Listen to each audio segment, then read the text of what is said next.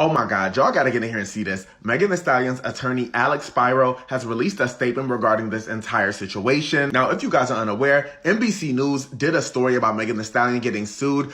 In the lawsuit, they claimed that her former photographer, Emilio Garcia, was suing her based off of a 2002 situation they had in Ibiza. I'm not too sure who leaked this story to the press or who fed this story to the press, but I cannot wait to see what's gonna happen. I ain't never been this sad in my life, because I ain't never been in jail. I ain't never had no criminal history, criminal record. Not Megan out here sticking her fingers in people's kitty cat without consent. Girl, Megan just cannot catch a break, y'all. And it looked like she might be the problem this time around. This comes after she was exposed for sticking her fingers into a best friend's kitty while she was drunk and left her severely injured for weeks. All this mess was revealed in a lawsuit against Meg by her ex-cameraman, Emilio Garcia. And I ain't gonna lie to y'all, things are not looking too good for our girl.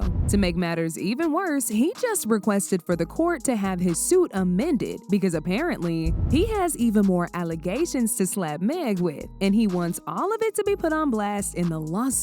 This entire mess actually started way back in April of last year when Emilio filed this lawsuit claiming he was trapped inside a moving vehicle with Megan while she got freaky with her best friend Jayla, as well as creating an unbearable hostile work environment. Emilio claims that the SA happened around June of 2022 when he was traveling on tour with Meg in Spain. After them partying at a club all night, Meg and 3 female friends were in an SUV to rest when Meg and her bestie Jayla got to freaking off. The lawsuit states, and I quote, "Plaintiff could not get out of the car as it was both moving and he was in the middle of nowhere in a foreign country. Plaintiff was embarrassed, mortified, and offended throughout the whole ordeal." It continues, "The following day, Stallion inquired whether the plaintiff was in the SUV the previous night. Plaintiff confirms that he was in the SUV. Subsequently, Stallion instructed, 'Don't ever discuss what you saw.' Apart from Meg allegedly forcing him to put up with her doing this freak off with her friend, she was also allegedly body shaming him when he was working with her, and also refused to pay him for his services as a cameraman. Emilio started working with Meg back in July of 2018 as her personal cameraman. But right from the jump, she was treating that man like he was nothing. She apparently didn't give him essential health care, refused to pay him for his job, and even when she ended up making him work past his hours, she still ain't paying for it. He said he was forced to work more than 8 hours and denied breaks for rest and meals. Fast forward to June of 2023, he was fired, and he believes it was in retaliation for his complaints. Plaintiff grapples with mounting anxiety, depression, and physical distress stemming from the toxic work environment, compounded by the trauma of unpaid work.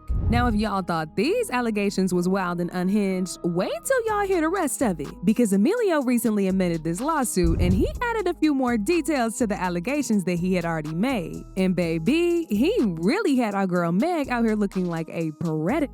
Now, do y'all remember when I said Emilio claimed that Meg and her friend got freaky in front of him without his consent? Well, in this amended suit, he went into detail and said that Meg sticked her finger into her friend Jayla's kitty cat while having very long acrylics. The acrylics ended up giving Jayla a lot of cuts inside of her. But of course, Jayla didn't realize the damage that was done to her because she was drunk during the whole thing. The suit read, "At first, Pete and the best friends were dancing to the music and generally continued to party.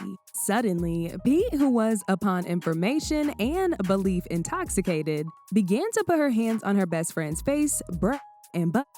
Soon, Pete was kissing her best friend. This made the plaintiff feel uncomfortable as he was in an SUV in a foreign country at night with his boss, who was acting inappropriately. Unlike the harassment that occurred at the New York strip club, plaintiff was unable to remove himself from the situation and became very distressed. Pete continued to escalate the sexual acts in which she and her best friend were engaging. Next, Pete got out of her seat and moved forward towards Jayla, who she was sitting across from. Pete removed Jayla's undergarments, exposing her vagina. Pete then proceeded to take her fingers and insert them into Jayla's vagina, otherwise known as fingering. Pete stimulated Jayla with her index and middle fingers on her right hand. DK commented, "Pete had long A-word nails." The next morning, Jayla complained that her vagina was in pain due to the long fingernails, which Pete was wearing at the time of her sex act. And do y'all remember the claims he also made about Meg body shaming him? Well, he went on to allege that whenever Meg was on a diet to lose weight, she'd forbid her team from eating around her, and this made them so paranoid. They ended up taking drastic measures like hiding off to eat whenever they knew she was on one of her diets. The suit read,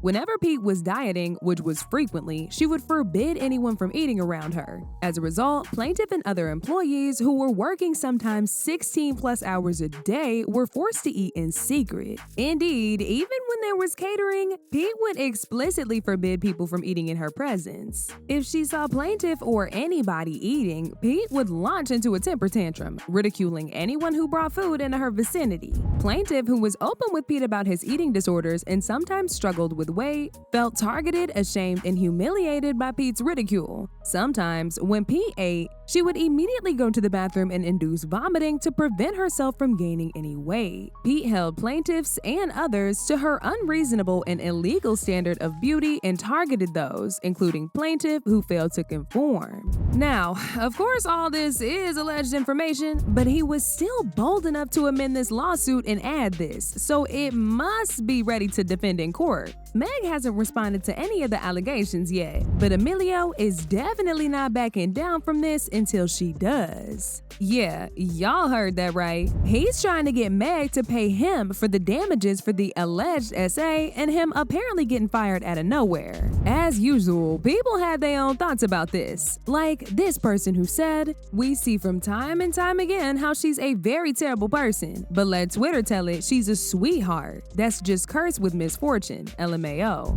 Meg nasty as hell for doing that next to him though. Had that been a man and it was a girl sitting next to him, y'all would cry foul. Another person said, "This is interesting. He worked with her for a whole extra year under a hostile environment. Didn't speak up about it until now, right?" But now I want to know your thoughts. What do y'all think about Meg allegedly not paying this man and entering her friend's kitty cat? And do y'all think Emilio actually has a case here? Or is this gonna get tossed out of court very soon? Y'all been knew what to do. Let me know your thoughts in the comment section down below. And don't forget to click here to watch this other very messy video.